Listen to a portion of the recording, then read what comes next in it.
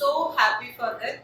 நான் வந்து இதை எக்ஸ்பெக்ட் பண்ணவே இல்லை நான் டாப்பராக இருப்பேன் அப்படின்னு. So thanks to Sai academy. Ma'am ரொம்ப ஹெல்ப் பண்ணாங்க கோர்ஸ் முடிக்கிறதுக்கு. நான் கேப் ஒரு 10 இயர்ஸ் ஆச்சு எம்டெக் முடிச்சுட்டு.